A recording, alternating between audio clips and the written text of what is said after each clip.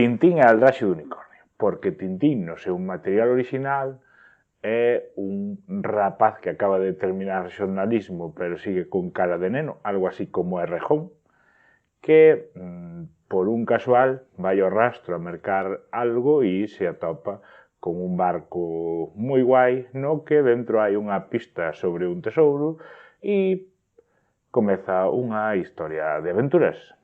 Así nos cómics temos Tintín e o segredo do unicornio, onde pasa iso de que se atopa o barco coa pista de onde está o barco soterrado, non, soterrado non é a palabra, fundido, e como, seguindo esas pistas, se chega hasta ese sitio e temos despois Tintín e o segredo de Radnak o Roxo, onde vemos como recupera ese barco e despois temos Tintín e o Cangrexo das Pinzas de Ouro, onde coñece o Capitán Haddock e vese que é secuestrado daquela maneira por unha serie de traficantes de opio. Esos son os cómics. Un rapacín que se ve levado á aventura por ser xornalista, acompañado do seu can Milú, e se enfronta a situacións difíciles usando o seu enxeño. Cando os títulos de crédito son máis Tintín que a película de Tintín, temos un problema. A acción destes cómics céntrase no enxeño do propio Tintín, así como casualidades, caídas e desventuras plausibles dentro do que ven sendo un cómic, pero moi na liña dos primeiros cómics europeos dos anos 30. Ainda así, é un cómic publicado no ano 1943 que contén algunha expresión racista, como, por exemplo, insultar usando a palabra xitano. Tintín tivo unha serie de animacións nos anos 90, nunha serie de 3 temporadas, 39 episodios, no que nos coñecimos como as películas animadas de Tintín, e, bueno, basicamente era o cómic levado á pantalla. Pero un día xuntáronse Peter Jackson e Spielberg e meteron a Milú nun saco e con tecnoloxía desta de reconstrucción en animación con captura de movimento trouxéronnos esta película. A culpa foi de filmes como Avatar, que fixeron que estivera de moda facer este tipo de mierdas.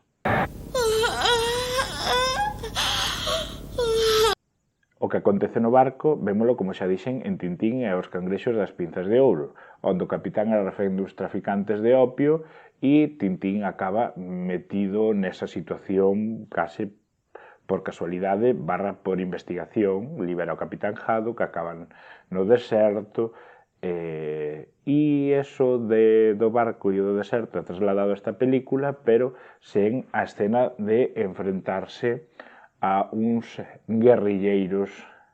A evasión do camarote é igual na película que no cómic.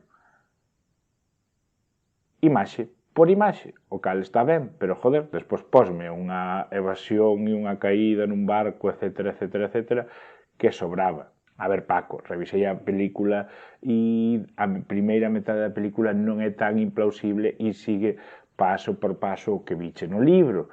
Entonces non sei por que te queixas tanto.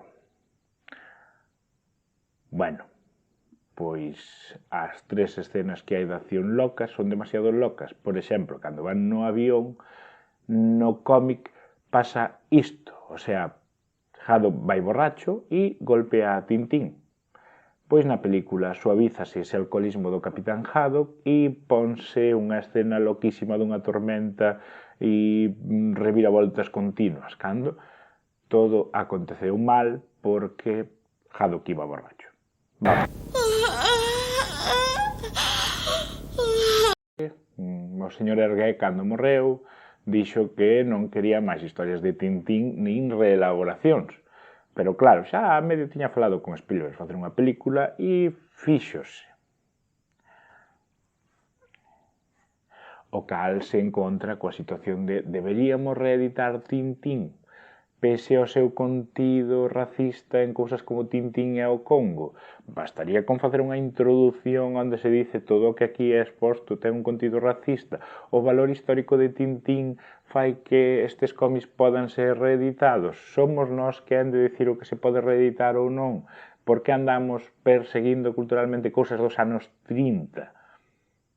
E por que sobreracionalizamos algo cando é unha historieta e non nos poñemos a sobreracionalizar, eu que sei, o Capitán Trueno, que debe ser máis ou menos da mesma época, e seguro que se o lemos ten algún contido pola línea. Pois porque Tintín se convertiu nunha imaxe popular, un ser da cultura ao que todo o mundo se refire, todo o mundo consuma as súas camisetas e todo o mundo quere ter un puto cohete de Tintín. Joder, que tiñan que haber feito Tintín na Lúa porque é o gran cómic de Tintín. O cal me leva a preguntarme que pasaría se a película non se chamara Tintín? Pois sería unha película entretida dentro dos cánones actuais de dar saltos, esquivar movidas e unha completo chute de adrenalina continuo sin unha base argumental moi interesante tampouco, pero vamos, que pasaría o rato. Así que eu digo que non me gustou a película de Tintín. Pero bueno, cada un que disfrute do que queira. É unha cousa máis. Dadelle like, suscribide e esas cousas que se dicen ao final dos vídeos de YouTube.